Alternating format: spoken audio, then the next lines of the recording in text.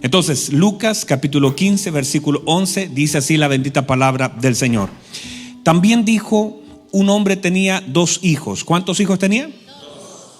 Y el menor de ellos dijo a su padre: Padre, dame la parte de los bienes que me corresponde. Y les repartió sus bienes. No muchos días después, juntándolo todo, el hijo menor se fue a una provincia apartada y allí desperdició sus bienes viviendo perdidamente. Y cuando todo lo hubo malgastado, vino una gran hambre en aquella provincia y comenzó a faltarle. Y se fue y se arrimó a uno de los ciudadanos de aquella tierra, el cual envió a su hacienda para que apacentase cerdos. Y deseaba llenar su vientre de las algarrobas que comían los cerdos, pero nadie le daba. Y volviendo en sí dijo: ¿cuántos jornaleros en casa de mi padre tienen abundancia de pan? Y yo aquí perezco de hambre. Me levantaré e iré a mi padre y le diré: Padre, he pecado contra el cielo y contra ti. Ya no soy digno de ser llamado tu hijo. Hazme como uno de tus jornaleros. Y levantándose vino a su padre, y cuando aún estaba lejos lo vio su padre, y fue movido a misericordia, y corrió y se echó sobre su cuello y le besó. Y el hijo dijo al padre, y el hijo le dijo: Padre, he pecado contra el cielo y contra ti, y ya no soy digno de ser llamado tu hijo. Pero el padre dijo a sus siervos: Sacad el mejor vestido y vestidle, y poned un anillo en su mano y calzado en sus pies, y traed el becerro gordo y matadlo, y comamos y hagamos fiesta, porque mi hijo muerto era y ha revivido, se había perdido y es hallado. Y comenzaron a regocijarse. Y su hijo mayor estaba en el campo, y cuando vino y llegó cerca de la casa, oyó la música y las danzas. Y llamando a uno de los criados, le preguntó qué era aquello. Él le dijo: tu hermano ha venido y tu padre le ha hecho matar el becerro gordo, por haberle recibido bueno y sano. Entonces se alegró muchísimo. Ay, santo. Entonces, ¿qué pasó? Se enojó y no quería entrar. Salió por tanto su padre y le rogaba que entrase.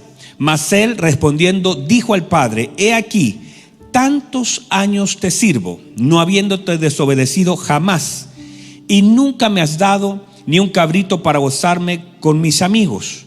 Pero cuando vino tu hijo, que ha consumido tus bienes con rameras, has hecho matar para él el becerro gordo.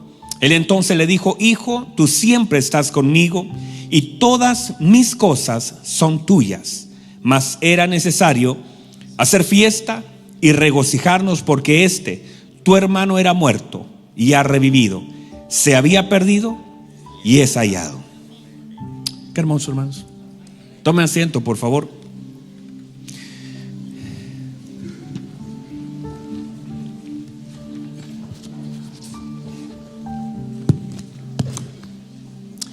Muy bien. Estamos hablando acerca del orden, ¿verdad? Ayúdeme. Estamos hablando acerca del orden, ¿verdad? Y este es el orden de la casa. Entonces, cada casa tiene un orden. Y de alguna forma los hijos también deben ser parte del orden de la casa. Hemos dicho que el orden, para que todos nos recordemos, es un acto intencional. El orden no es algo casual. Yo podría, si yo tomara estas hojas, estas 50 hojas que hoy día voy a predicar en esta hermosa vigilia, y yo las tirara al cielo, eso caería todo desordenado, ¿verdad?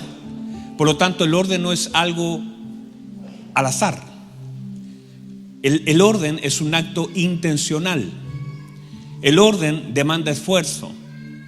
El orden demanda conocimiento, porque si usted no sabe cómo debe estar ordenado, si yo, por ejemplo, le dijera a usted: ordenemos la iglesia y las sillas estuvieran arrimadas por cualquier lugar, usted tendría que decirme cómo van las sillas, porque sin conocimiento no puede haber orden. Si usted no sabe cómo van las sillas, cómo va la mesa, si usted no sabe dónde están los platos, ¿cómo puede ordenar algo? Por lo tanto, también se demanda conocimiento en el orden, que el orden es un acto intencional, es un acto pensado. Digan amén. Entonces, hemos hablado de la importancia de honrar a Dios a través de nuestro orden. orden en las finanzas, orden en los pensamientos, orden en las decisiones, orden en los recuerdos, orden en las palabras, orden en la vida. Nuestro orden honra al Señor. Ahora, dijimos también que donde hay orden hay una oportunidad divina, porque Dios trabaja con el orden del hombre. Hay cosas que no van a ser hechas por el Señor a menos que nosotros intencionalmente decidamos ordenar nuestra vida. El Padre no le mandó completos, ni churrasco, ni pizza al hijo pródigo allá donde tenía hambre, ¿verdad que no? Y quizás le era fácil enviarlo. De hecho, fíjese que ese jovencito estaba siendo vigilado. De hecho, la Biblia dice que el hermano mayor dice, gastó la plata, y dice exactamente dónde la gastó. La gastó con ramera, la gastó bebiendo, o sea, él sabía lo que estaba haciendo con el dinero. No dijo, vimos que invirtió el dinero muy bien, o se lo robaron. Él tenía claro. Por lo tanto, ellos también sabían dónde estaba ese hijo y lo que estaba haciendo con el dinero. Y para el padre era sencillo el poder encontrarlo y enviarle allá churrascos completos, que afuera los van a vender un ratito más. Estoy tratando de generar hambre también. Son mensajes subliminales. El encuentro te espera. Pero no es la idea, porque si tú no te ordenas, hay cosas que el Padre no te va a dar. El Padre tenía vestidos, tenía comida en abundancia. Imagínense que cuando este joven sabe que el Padre tiene en abundancia, aunque el Padre tiene en abundancia, no le da a él lo que necesita fuera del orden. Entonces tu Señor y mi Señor tienen muchas cosas que darnos. El tema no es cuánto tiene el Señor, sino cuán ordenado estoy yo para recibirlo. Y llega un momento donde tenemos que comenzar a evaluar un poquito más.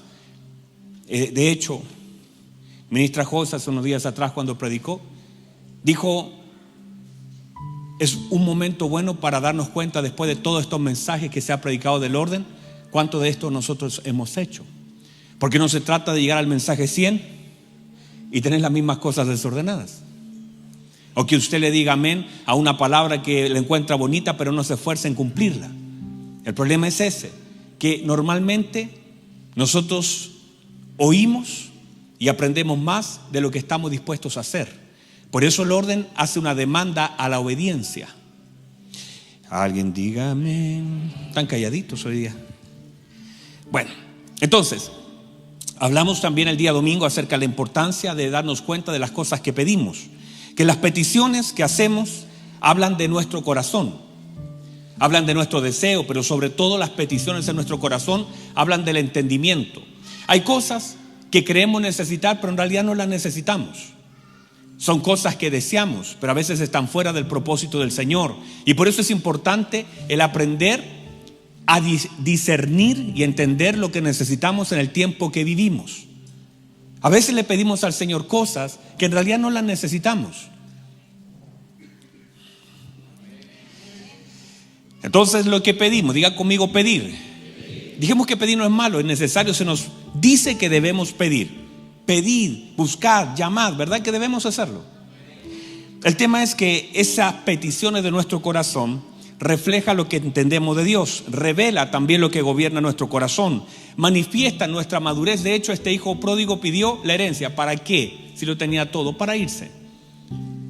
Hay cosas que el Señor nos da y que a veces nos alejan de Él, pero el Señor solamente manifiesta a veces en eso que nos permite dar el amor que nos tiene, a pesar de que muchas veces Él quiere que nosotros midamos la madurez que nos falta en la vida que tenemos.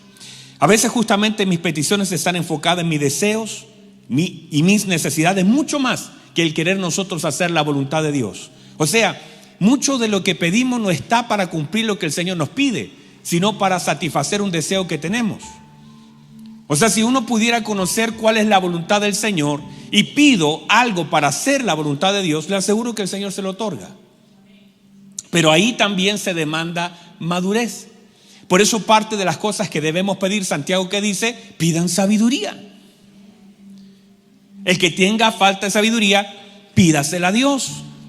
Porque sin sabiduría, no importa lo que tengamos, lo vamos a perder o lo vamos a malgastar. Entonces hay personas que buscan cosas que puedan satisfacer algo en su corazón, y no necesariamente esté malo, pero si no tengo la plataforma para administrar lo que se me da, terminaré perdiendo o incluso dañando mi vida. Hay gente que cuando usted le da algo lo echa a perder, lo rompe, lo corrompe, se aleja del Señor. Entonces uno tiene que no solamente pedirle algo al Señor que creo que necesito, sino la plataforma para poder administrarlo. Por eso Salomón, cuando le pide al Señor, el Señor le dice: pídeme lo que quieras, ¿verdad? Le dice: pídeme lo que quieras. Y Salomón dice: bueno, en realidad lo que necesito es sabiduría. Porque ¿quién podrá gobernar sin sabiduría? Si la tarea de él era gobernar, era dirigir, pero no se puede hacer sin la sabiduría. Porque no importa el pueblo que tenga, no importa la posición que tenga, es una demanda lo que necesitamos: sabiduría. Sabiduría para administrar, sabiduría para entrar y para salir, sabiduría para tratar a la gente, sabiduría para honrar a Dios. La sabiduría es algo que nosotros debemos saber que nos falta y que debemos pedir.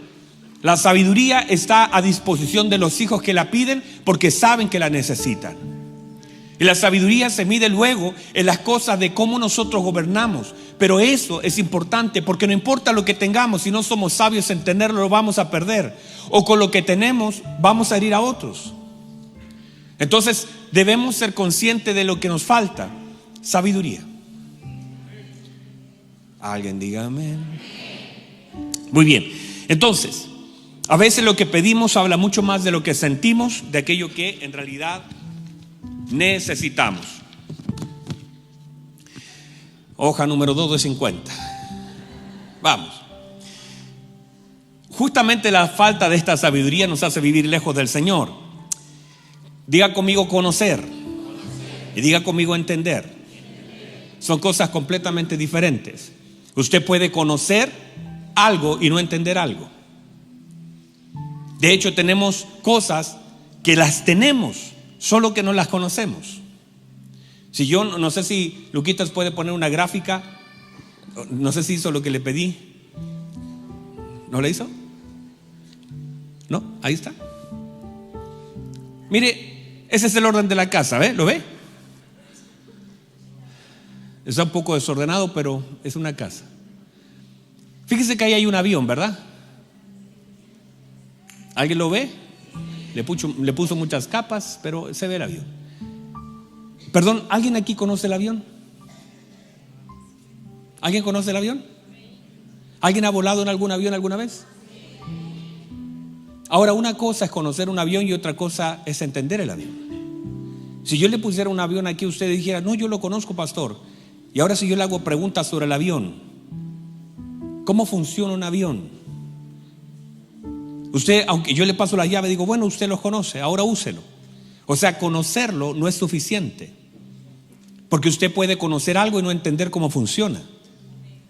De eso ha sido el gran problema, donde la gente dice: no, si yo tengo hijos, los tiene, pero no sabe lo que ellos necesitan. Tiene hijos. No, yo soy casado, tiene un matrimonio. Ahora, ¿entiende lo que es matrimonio? Porque muchos de los conceptos que tenemos solamente son conceptos transferidos desde las experiencias y no desde la palabra. Entonces usted puede tener un hijo y malgastar la vida del hijo. Usted puede tener un matrimonio y malgastar la vida matrimonial.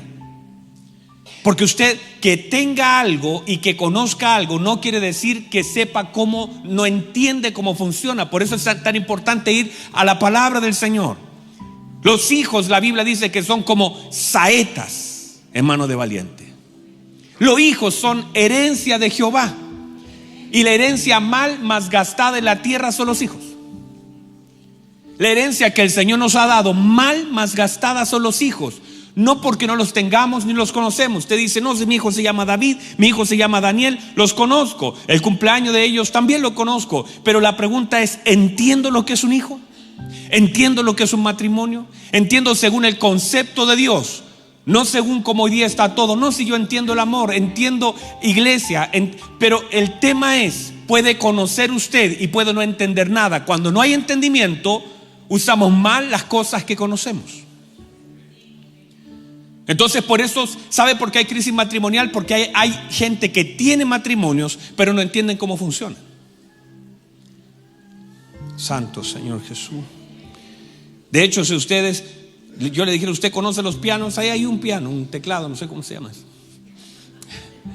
¿Qué es lo que es piano o teclado? Teclado. Y usted dice, no, si los conozco, tienen tecla, vaya a tocarlo. No sabe ni cómo prenderlo. ¿Por qué? Porque conocer algo no significa entenderlo. Y debemos llegar al entendimiento, no solo al conocimiento, al entendimiento. Y estos dos jóvenes, mírenme por favor, estos dos jóvenes tenían un buen padre, tenían la riqueza de su padre, tenían conciencia de herencia, pero no entendían lo que tenía. Y cuando tú no entiendes lo que tienes, malgasta lo que se te dio. O sea, tú tienes tanto del Señor. Míreme, usted tiene mucho del Señor. Y tenemos más de lo que entendemos tener. En su vida hay milagros. No solamente que fueron diseñados para usted, sino para otra persona más. Usted tiene el respaldo del Señor. Ay, lo vuelvo a decir. Usted tiene el respaldo del Señor. Usted tiene la gracia del Señor. Usted tiene el respaldo de la palabra y de la obra del Espíritu Santo. Tiene el respaldo de un gobierno eterno. Pero el tema no es lo que tengo, sino que entiendo lo que tengo. Y ahí está el problema. Porque si no hay entendimiento de las cosas que se me otorgó, ¿cómo las puedo ocupar? No puedo. No sé, las malgastaré. Hay un hijo que tenía una herencia y al no entender lo que tenía, entonces la malgastó. Que estaba en una buena casa, la casa del padre, pero no, aunque vivía, tenía ahí su camita, tenía su silla, tenía su mesa, no entendía lo bueno que era estar ahí. Y la falta de entendimiento lo hizo salir a buscar otras cosas que en realidad no necesitaba, que lo hicieron sufrir, que lo hicieron darse cuenta de todo lo que había perdido. Así también nosotros, el hijo mayor, por otro lado, trabajaba, estaba al lado del padre, pero no entendía el amor del padre, no entendía lo que el padre le había otorgado. El padre le dice, hijo, ¿por qué reclamas por un corderito? Si todas mis cosas son tuyas. Estás reclamando por algo que es tuyo. No entiendes lo que tienes. El problema de la iglesia es que el Señor nos ha dado tanto y tenemos la vida de Cristo. Entonces a veces pedimos cosas o a veces reclamamos por lo que creemos no tener, cuando tenemos mucho más de lo que necesitamos. Mi paz os dejo, mi paz os doy, no como el mundo la da. No se turbe vuestro corazón ni tenga miedo. El tema es que a veces le decimos al Señor, Señor, dame paz. Mi paz os dejo, mi paz os doy. Ya te la dio. Ahora tiene que entender la dimensión de la paz, el estado de la paz ganado. El Señor dice que el Señor, el castigo de nuestra paz fue sobre Él. Pero y cada vez que el Señor se presentó en algún lugar, cuando llegó a donde estaba la tormenta, dijo paz. La tormenta todavía estaba, pero dijo paz. Porque usted no deja de tener paz aún así las cosas se muevan. Usted no deja de tener paz aún así las cosas estén anegadas. La paz no es un evento que viene en el momento difícil. La paz es un estado del creyente en la vida de Cristo. Y usted tiene paz dentro de la tormenta y fuera de ella. Tiene paz porque es un asunto ganado por el Señor y pagado en la cruz. Usted no puede pedirle al Señor que le dé paz si usted ya lo tiene. Ay, hermano, voy a orar para que Dios te dé paz. Ya lo tiene. Solamente que usted cree que paz es ausencia de conflicto. No, paz es presencia de Cristo en medio del conflicto. Paz es la garantía de la presencia de Dios en medio de las cosas que vivo. No quiere decir que mire, paz no es necesariamente estar quietos así y que como que nada me afecta, como que mis nervios están operados. No, es saber que estoy en Cristo y con Cristo. Y la paz de Dios. ¿Qué hace la paz de Dios? Y la paz de Dios dice, gobierna, guarda vuestros pensamientos. La paz es una caja fuerte. Gobierna, guarda los pensamientos en Cristo Jesús.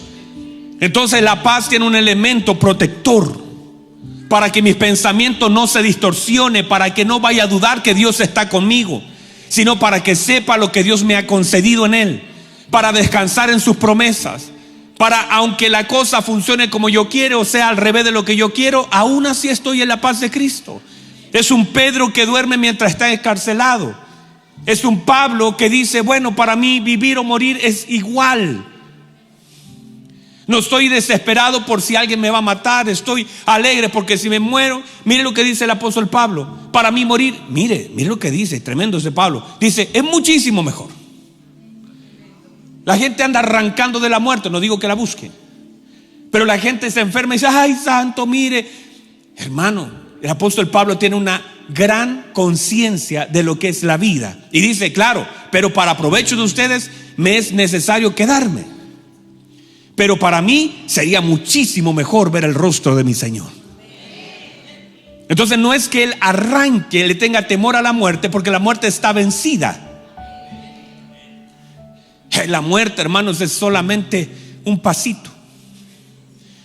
La muerte solamente es un avanzar a encontrarnos con el Señor. Y ya.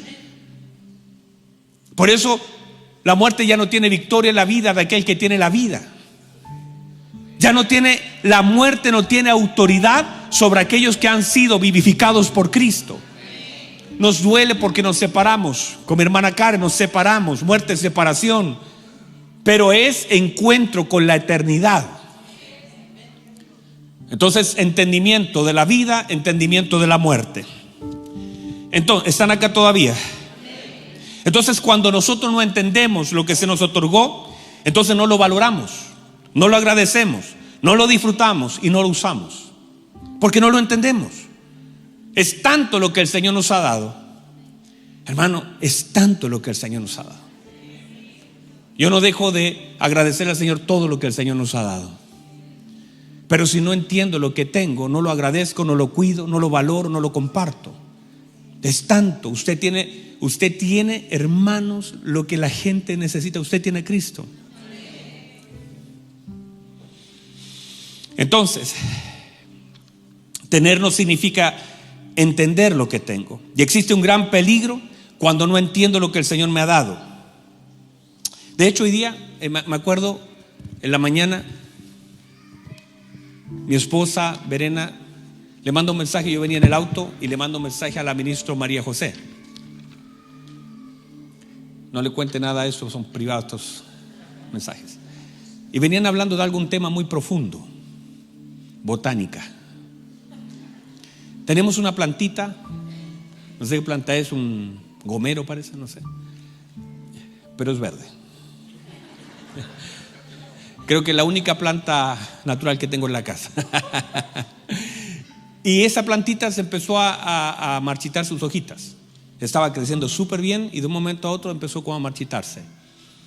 Entonces mi esposa le manda una foto y le pregunta al ministro José, que conoce mucho de plantas, tiene programas computacionales, láser, sensores habitacionales, una cosa tremenda esa María José. Es máster en plantas, botánica y todo lo demás. Entonces le dice, no sé qué le pasa. Entonces la ministra José le saca una foto, la mete en un programa computacional de inteligencia artificial. Y bueno, la cosa es que salió que la plantita quizás tenía exceso de agua. Entonces yo pensaba, mientras ellas hablaban esto tan profundo, pero yo te tiro broma, pero es importante una plantita. Yo decía, claro, el tema es que uno le echa agua, ¿verdad? Porque la plantita necesita agua, pero hasta darle más de lo necesario es malo. O sea, cuando uno dice, la plantita quiere agua, pero a veces hasta en exceso lo bueno termina siendo malo. Y cuando uno recibe algo en exceso, por eso que bueno el maná, que se daba lo justo y necesario para que la gente pudiera vivir. Pero si usted dejaba maná, terminaba con gusanos en la casa. O sea, hay cosas que son buenas en su justa medida y que a veces es lo que necesitamos. Por eso, si usted tiene lo que necesita, yo los veo bien, los veo repuestitos, diría mi abuelo. Mi abuelito un día me tomó mi cachete, o sea, no mi tío, porque no conocía a mi abuelito. Mi tío me dijo, en el sur se dice, que cuando está medio gordito está repuestito. Así que de aquí en adelante usted no le diga gordito, diga te veo repuesto, hermano, repuestito. Y mi tío Pancho, que ya descansa en el Señor, me agarró mi cachete y me dijo: uy, sobrino, que está repuestito, me dijo. Y yo lo veo repuestito a todos. Yo creo que usted hoy día comió, ¿verdad que sí? Se le nota, comió bien. Pero quiere decir que usted tiene lo que necesita. Pero siempre estamos mirando el tener mucho más. Comemos y estamos pensando en la comida de mañana. Si usted tiene, agradezca lo que el Señor le da. Y si usted dijera: nadie puede comer más de aquello que necesita. Usted come lo necesario, ¿verdad? Entonces uno tiene que saber que el Señor da por justa medida. Usted puede estar muy complicado económicamente hoy, y por supuesto todos nosotros podemos tener algunas complicaciones, pero hermano, tenemos esperanza de que aquellas cosas que todavía no tenemos, el Señor las puede dar, y que de toda forma la comida no nos va a faltar, el vestido no nos va a faltar. Tenemos la ayuda del Señor. Por lo tanto, usted debe agradecer lo que tiene, porque tiene más de lo que necesita. Le aseguro que algunos dejaron ahí algunas cositas en el plato porque siempre Dios nos da más de lo que necesitamos. Ahora, debemos entonces aprender a tener. Lea conmigo Filipenses 4:10. Dice así, Filipenses 4:10: en gran manera me gocé. ¿En cuánto? ¿Cómo se gozó él?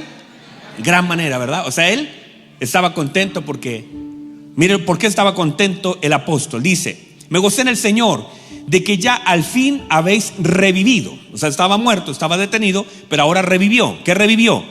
Vuestro cuidado de mí. O sea, ya lo estaban cuidando.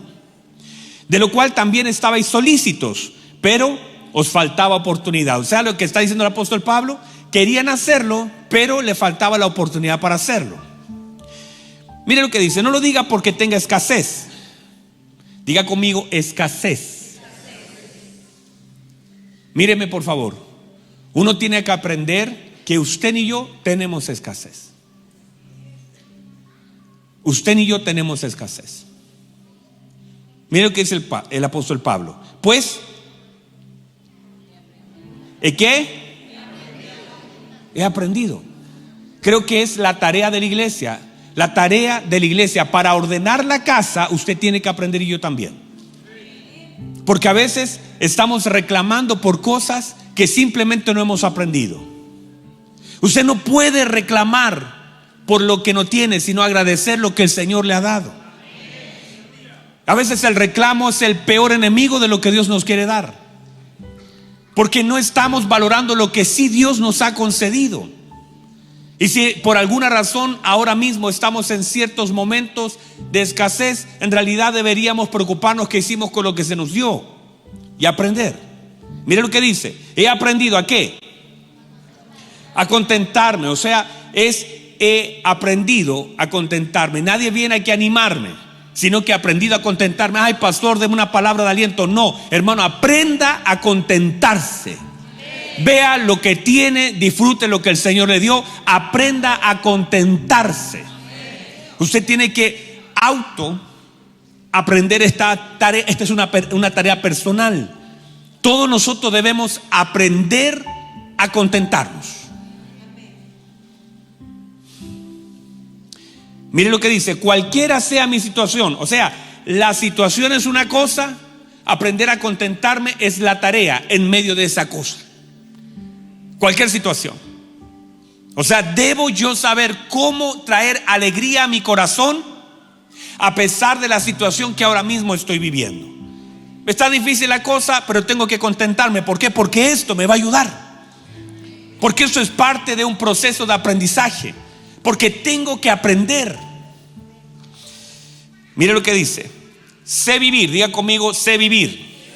Esa es la tarea, aprender a vivir. Aprender a vivir. Aprender a contentarme.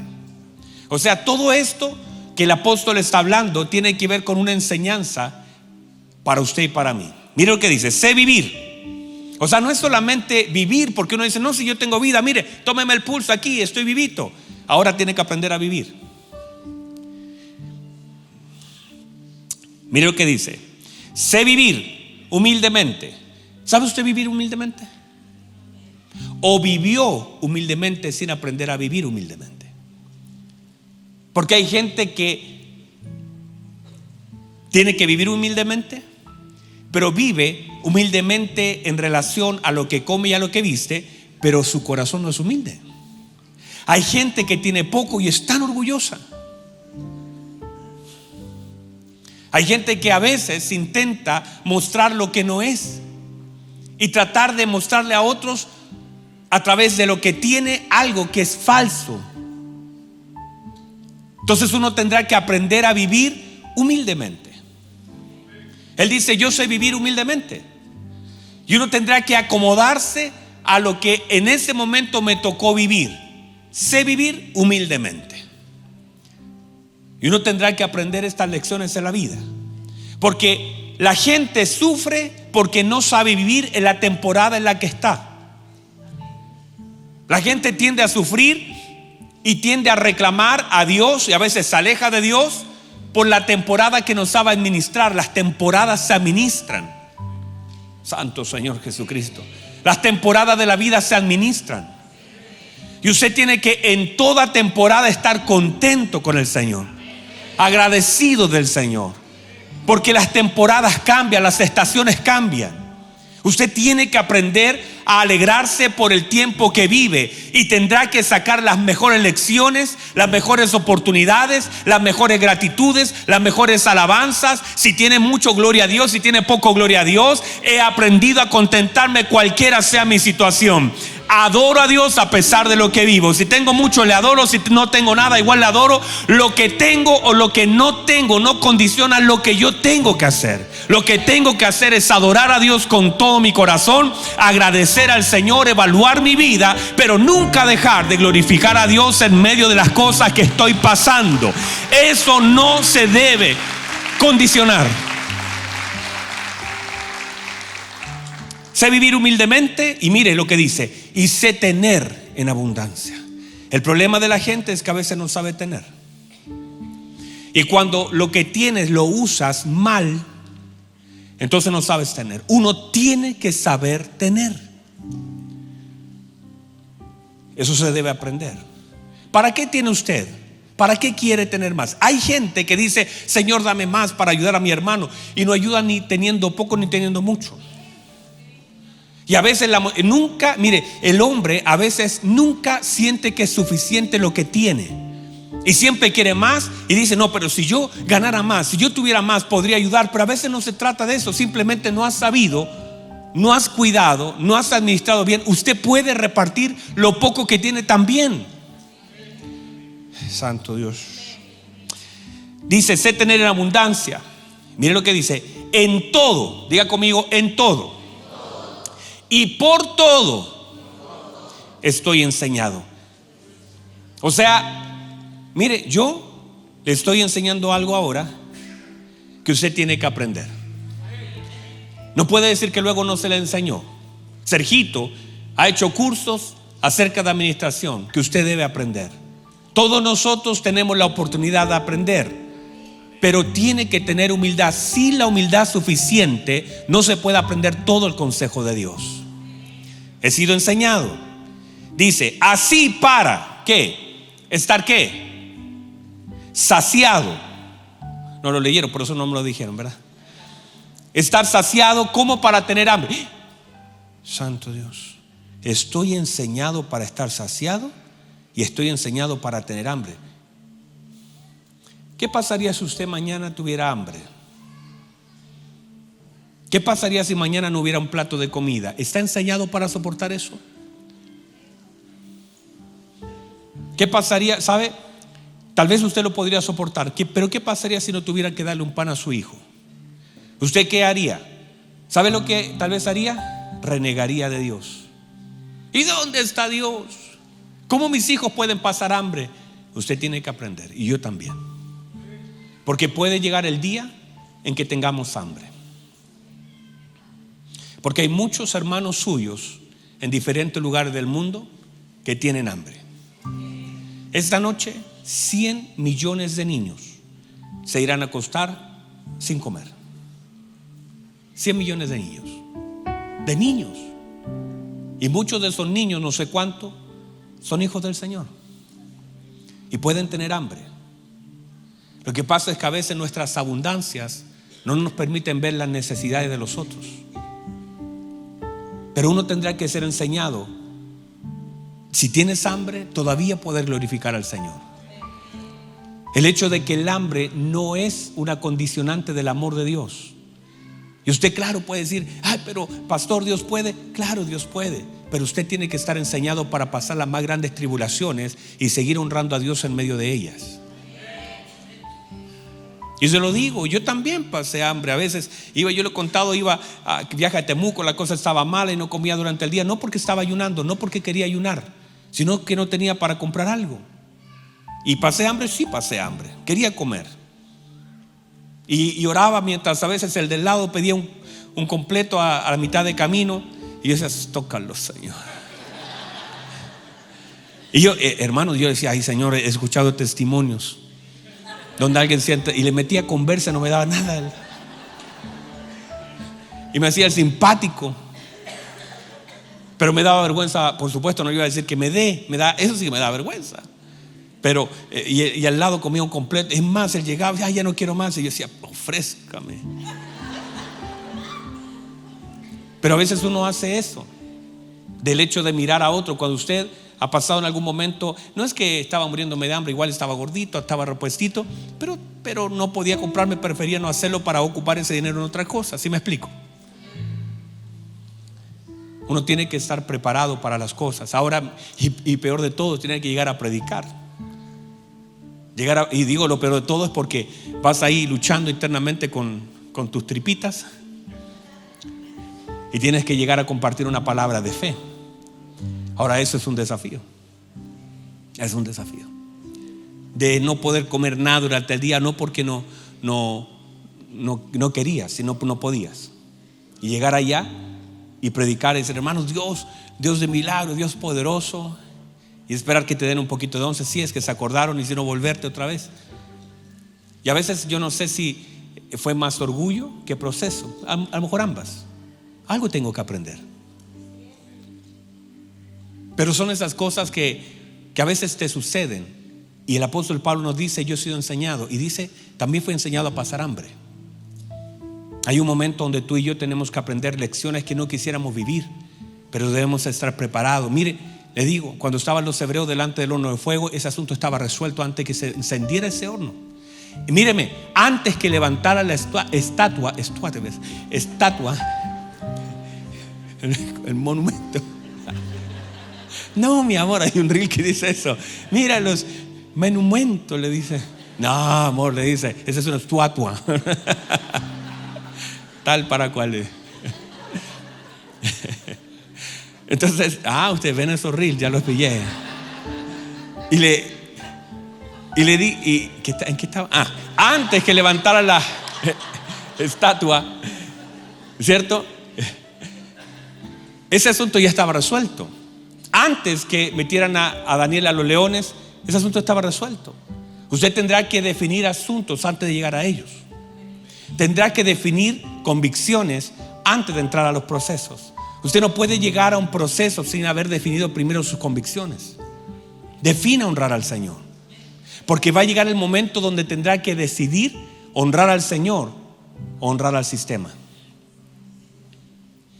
Y cuando llegó ellos, cuando le dijeron ahí: arrodíllense delante de esta estatua que se levantó, y él dijo: no, ese asunto ya está resuelto, no nos vamos a arrodillar. No es un asunto de presión del momento, sino de convicción anticipada. Es el hecho de decir: esto es lo que ya decidimos, no vamos a tratar este asunto, no nos vamos a doblar. No es aunque usted diga: pero si no es para tanto, no es para mucho. Míreme, llega el momento donde lo peor que te puede pasar es tomar una decisión en el momento de la presión. Pero si tú tienes una convicción que gobierna tu vida y llegas al momento de la prueba, el asunto está resuelto. De hecho, si ellos hubieran sabido lo que iba a pasar, hermano, se meten ellos y todo el pueblo dentro del horno. Los amarran a los hebreos, ¿están ahí conmigo? Los amarran a los 3 hebreos, ¿verdad? Y los lanzan dentro del horno, pero dentro algo pasa. Lo único que se quemó fueron las ataduras. Y a veces Dios te va a meter a un horno para desatarte. A veces Dios te va a meter a un proceso para liberarte. A veces ese horno de fuego te está esperando porque hay cadenas que Dios quiere cortar y romper.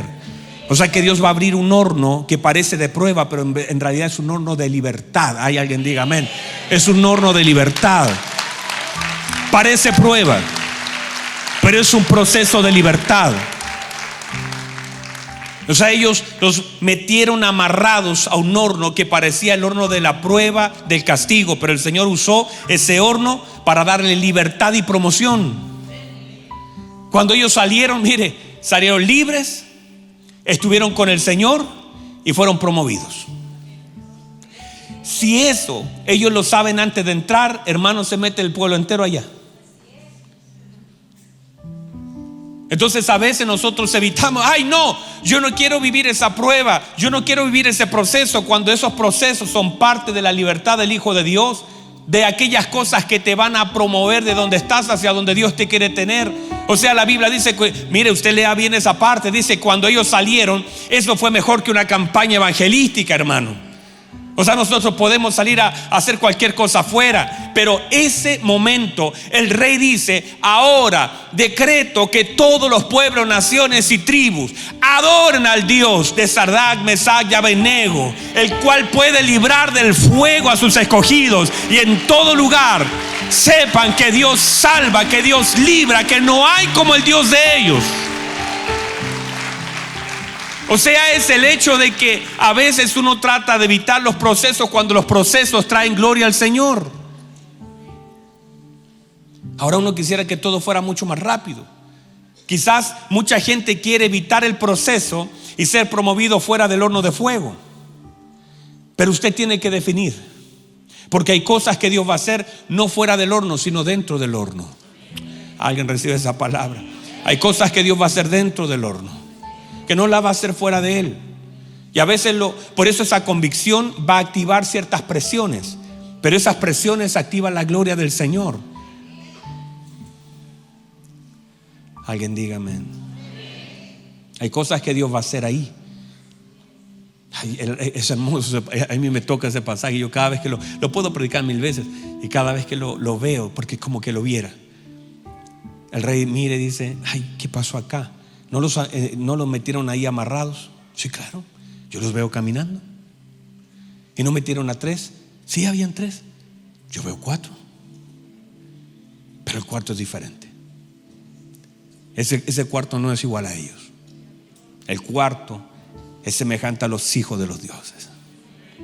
Ahí estaba el Señor. Que cuando tú entras con convicción a un horno, saldrás de gloria con él. Entras en convicción, el hombre te va a empujar a procesos que te van a doler, pero Dios se va a glorificar. Dios va a caminar contigo. Dios te va a guardar. Ese fuego no los podía tocar a ellos porque la llama que había dentro era mayor.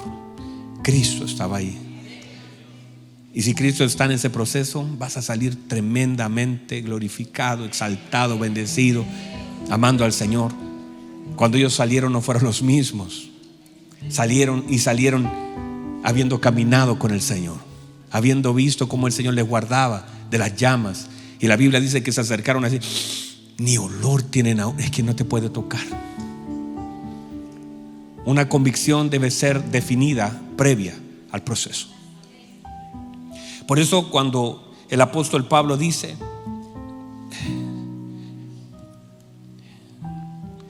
me dijeron que no dijera nada, multimedia, solo avanzara.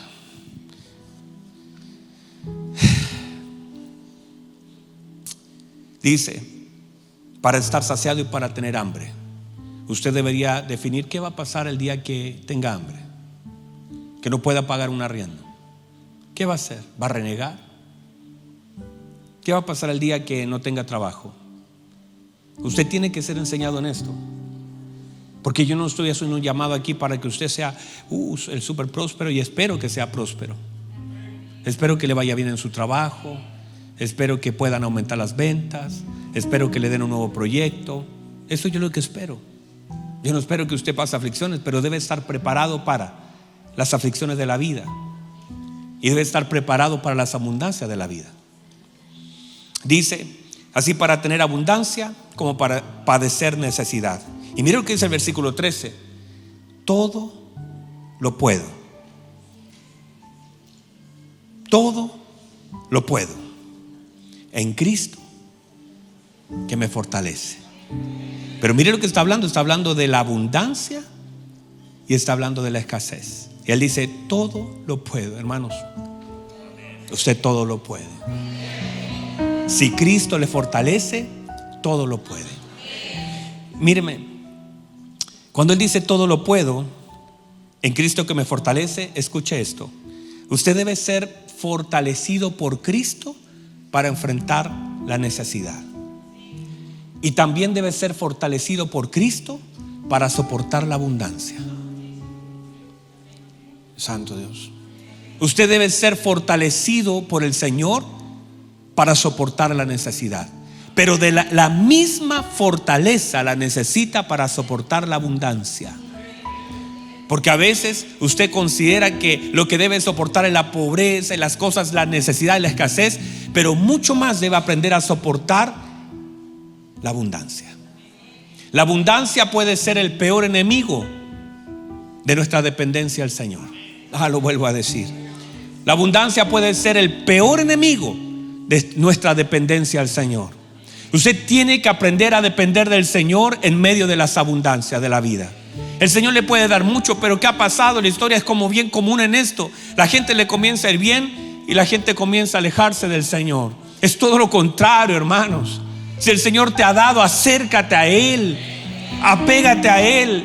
Es como que César está aquí. César, el Señor me empieza a dar a mí. Él es Dios y me empieza a dar y me da 1000 y yo ahora tengo 1000, me da 10,000 y ahora me empiezo a alejar. 100,000 me empiezo a alejar y me empiezo a alejar. Tengo 1,000,000, me empiezo a alejar y me alejo. ¿Cómo me voy a alejar de aquel que me está dando?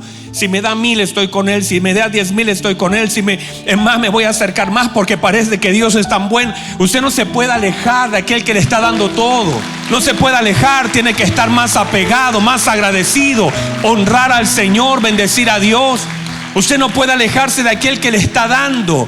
Pero la gente empieza a tener y se empieza a alejar. La gente empieza a tener y empieza a amar y a confiar en las riquezas. Y ahora toma decisiones basadas en lo que tiene. Dice, bueno, si tengo para hacerlo, lo hago. No, usted tiene que ser responsable con lo que el Señor le ha dado. Porque usted no puede depender de lo que cree que tiene. Su dependencia debe ser absoluta de Dios, que le ha dado todo lo que tiene. Porque Dios espera una dependencia de sus hijos. Una dependencia total y absoluta que dependamos del Señor, que confiemos en Él, que no caigamos en el engaño de las riquezas. Tengo casa, tengo auto. Usted no tiene nada. Lo único que tiene, si tiene algo, es a Cristo. Y si tiene a Cristo, lo tiene todo. Usted no necesita nada más que Cristo. Y Cristo le dará abundantemente si Él desea hacerlo. Pero también debemos estar preparados para todos los escenarios de la vida. Nuestras manos no se pueden levantar solamente en la escasez, sino también en la abundancia. Agradecer a Dios aún las cosas malas que vivimos,